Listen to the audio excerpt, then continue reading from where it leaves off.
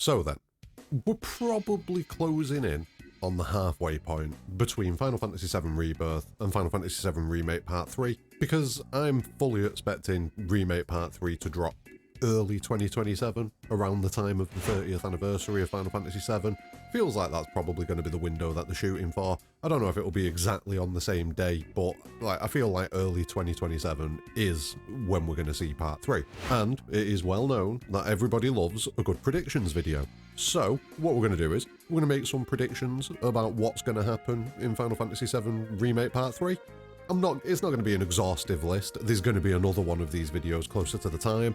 But I kind of wanted to do one now, prior to any trailers coming out, prior to the title coming out. So I figured we'd jump in now, we're getting early, so like the video, subscribe for future content.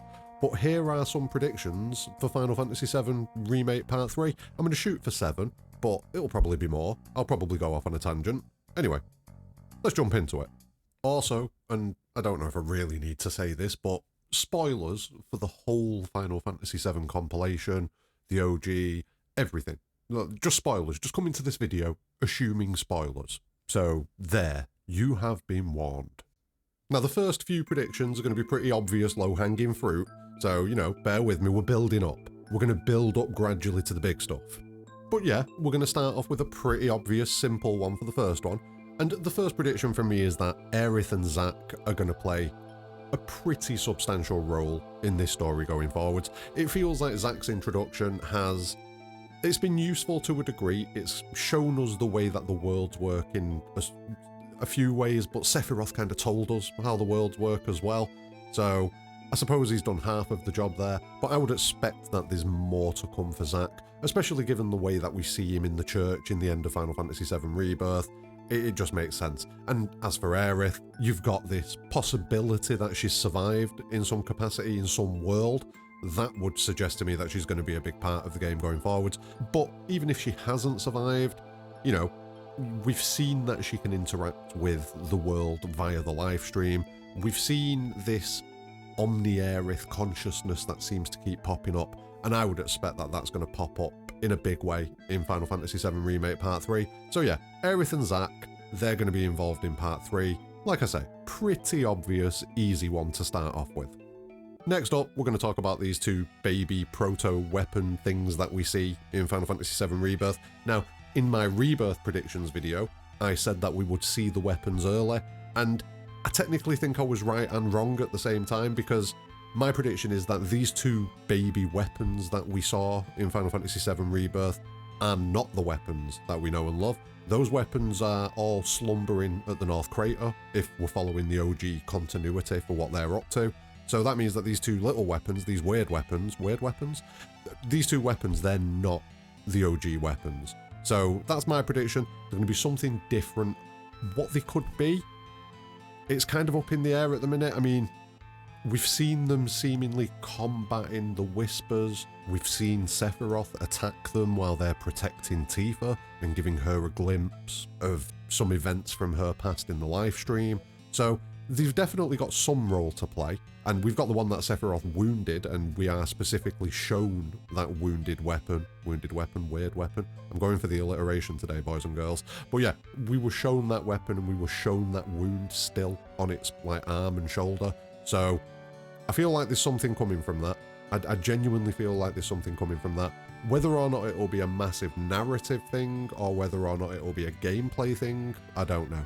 I feel like it's going to be a little bit of a narrative thing, but I've got the feeling that something's going to go on with that one that Sephiroth wounded, and it's going to end up being a super boss of some sort.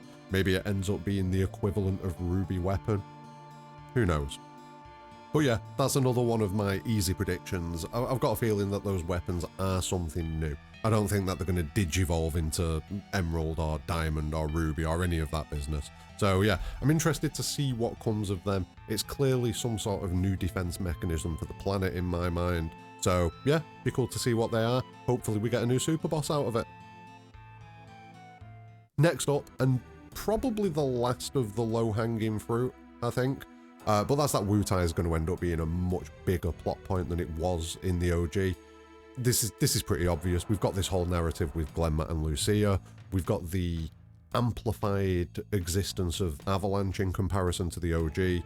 We've also got the small existence of like a Junon resistance that still exists. So there's definitely these resistance figures against Shinra. It seems like Wutai's become a bit of a focal point maybe for a lot of the anti-Shinra sentiment, and that's how it was in the OG. So I'm fully expecting Wutai to get amped up. Even if it just ends up being the Glenn, Rufus, Sephiroth thing that gets amplified and focused on, that should see Wutai grow quite a bit. I'm fully expecting to still see Don Corneo there like we do in the OG. Yeah, I'm expecting Wutai is going to be bigger. Wutai is going to be much more important than it was in the OG. You could play through the OG and just not go to Wutai at any point ever, but I don't think that's going to be an option this time, especially given the expanded Yuffie storyline with Sonon and everything like that. Add on top of that Glenn and everything. Add on top of that the slightly different state of the world and this war that seems to be about to kick off. And yeah, Wutai is obviously going to be a bigger thing. Okay, we're getting into the slightly more outlandish and juicy things now. And the first one of them is that I'm expecting to see some sort of scene between Sephiroth and Lucrecia. Now, we all know, if we've played the OG, that you do gain access to Lucrecia's cave later on in the game. You can take Vincent there, you can have a little conversation with Lucrecia. Obviously the topic of Sephiroth comes up, and it would not surprise me if Sephiroth was to pop up at some point, especially given what we've seen in Final Fantasy VII Ever Crisis, the First Soldier, because we've been seeing a lot of these moments where Sephiroth has a flashback, a memory of Lucrecia, or Genova, as he refers to her because that's what he thinks her name is. I would be shocked if we don't see something Sephiroth and Lucrecia based. It feels like it makes sense, especially A, if Sephiroth is reaching back into the past and trying to alter the flow of things, and if Sephiroth, because when you get to the end of the First Soldier's first episode, we get this shot of Sephiroth at the edge of creation, just looking out into the distance, reminiscing, and reliving the memories that we've just played through in the first episode. If that is the same case with the second episode, he will remember Lucrecia, and yeah, I think there's a good possibility of this. Let me know what you're thinking in the comments below about this one. Now, we're going to throw a few bonus ones in here super quick. So, bonus prediction number 1, the Shinra middle manager is going to end up being pretty important in some capacity. I think there's 2 options for that. I think the first option is probably the obvious option, and that is that when we end up going back to Midgar, if those events still take place, which I'm pretty confident they will do, but when we end up going back to Midgar, he's going to be vital in some capacity, probably when we're hitting the Shinra building or something like that. He's going to help us. You know, we've interacted with him throughout Remake and throughout Rebirth. He's warmed to us quite a bit over the course of Final Fantasy VII Rebirth, so yeah, I think he'd be helpful. Not only has he warmed to us, but he's soured on Shinra quite a bit as well. And that leads me to the other possibility for where he might pop up. What if he pops up in Wutai? What if he's just gone, you know what, I'm out, and has just gone to Wutai? I don't think this is very likely because he's got family back in Midgar, and he seems to do everything for his family, so I can't see this being a definite thing. I don't even think it's a high probability. If it does happen, he's probably going to get his wife and kid out of Midgar and then go to Wutai.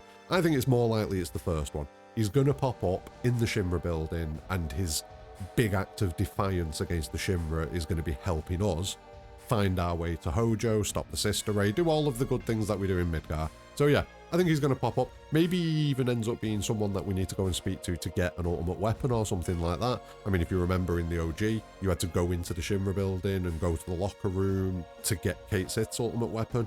Maybe something similar like that goes on in Part 3, and he gives us Cloud's ultimate weapon maybe. Because he did have a lot of interactions with Cloud in Rebirth, obviously.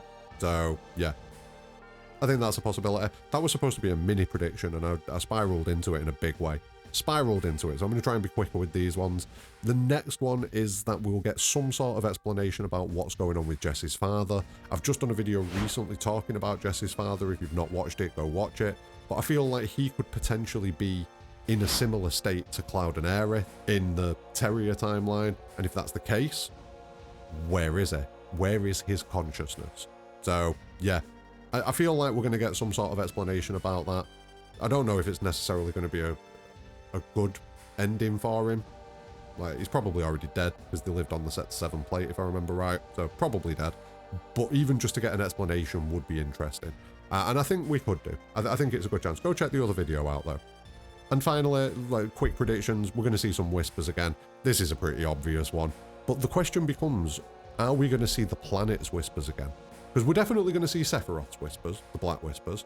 And we're definitely going to see Aerith's whispers, the white whispers. But what about the grey whispers? Are they going to come back? Are we going to see the planet try and take control of situations again? Who knows? I think it's a possibility. Let me know what you think about any of these predictions, either the quick ones or the main ones. Make sure you're giving me your thoughts in the comments below. Like the video as well. Oh, and subscribe. But back to the main list now. And the next one on the main list is something that I predicted previously for Rebirth, but didn't come off. And I think it is still possible. And that is that we are going to lose Cloud for a bit. And I don't mean when he falls into the live stream and washes up in Meteorfall. That is not what I mean. That scene that we see of Cloud in the Black Cloak is interesting. It's obviously something that's happened, because when we see it, when Sephiroth's explaining the worlds to us, every single other thing that he shows us has at some point happened, except for that. So I feel like we're going to see it. I think it's a possibility that, like, if you've played the OG, again, you know about all the stuff that goes on the North Crater, with Cloud ending up giving the black materia to Sephiroth. And I feel like we could see that reworked. And the scene that we see of Cloud in the Black Cloak is literally when we see all of the Black Cloaks walking up the North Crater through the Whirlwind Maze. You know, we see that in the OG.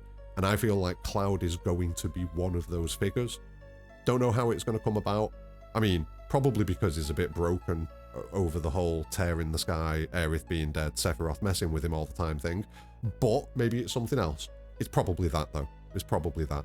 And I think we're going to see Cloud slip into that puppet state.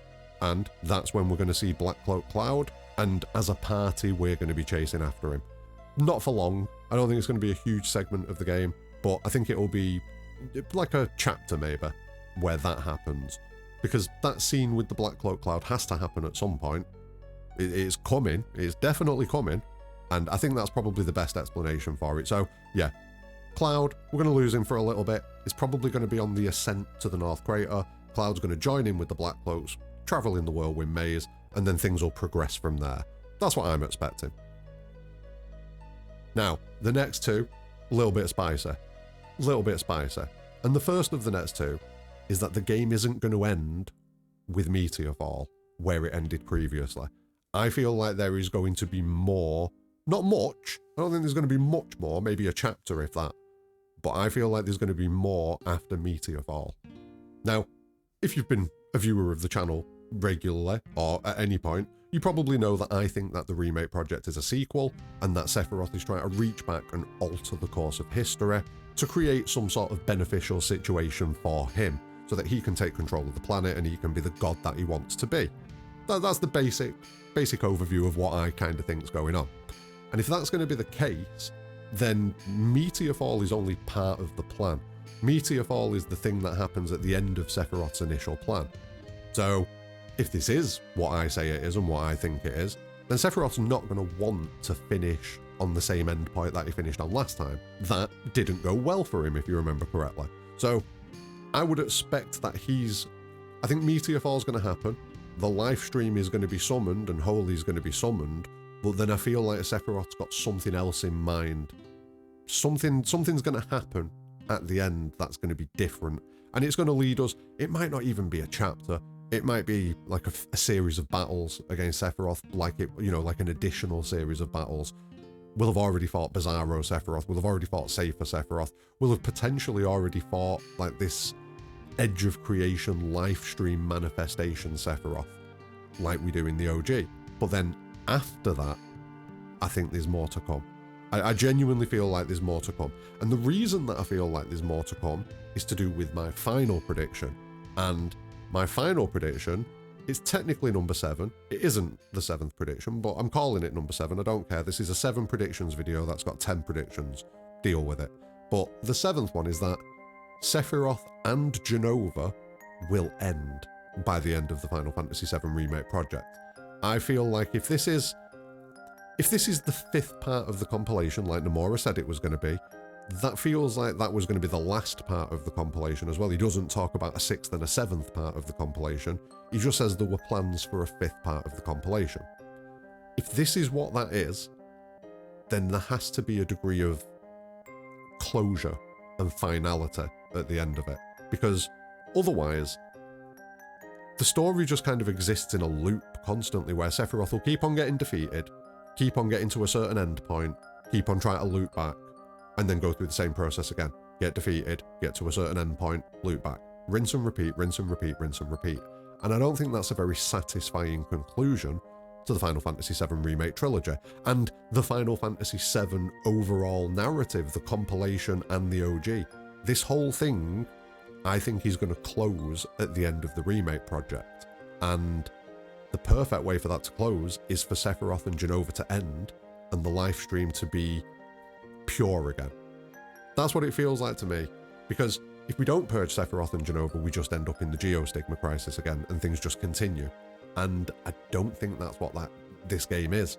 Like, don't get me wrong, if it turns out it's not a sequel, which would be ludicrous, but if it turns out that it isn't a sequel, then yeah, things will finish the same as they do in the OG and will lead into Advent Children. But I'm not feeling it. I'm just not feeling it. It feels like there needs to be closure at the end of this, and the easiest way to do that is to get rid of Sephiroth and Jenova for good. Anyway, that's my ramblings about what I think is going to happen in Final Fantasy VII Remake Part 3. This is not the final version of this. There will be at least one other version of this in like a year's time, probably when we get a bit closer to the release of the game and, you know, we've had a few trailers.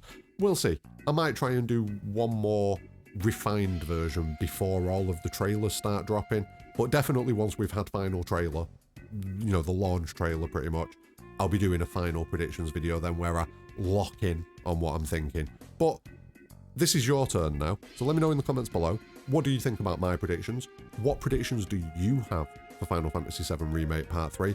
I've intentionally not touched on the name. I still think it should be Reunion. I also fully concede it probably won't be Reunion. It is what it is. We'll see what that is. But yeah, if you want to argue about what the name's going to be in the comments as well, feel free to. But try and address these predictions that I've made, and then make some wild predictions of your own, because what else have we got to do, eh? What else have we got to do? Make sure you like the video, subscribe for future content, do all of the things that I was just waffling on about, but more importantly than all of that, have a great day.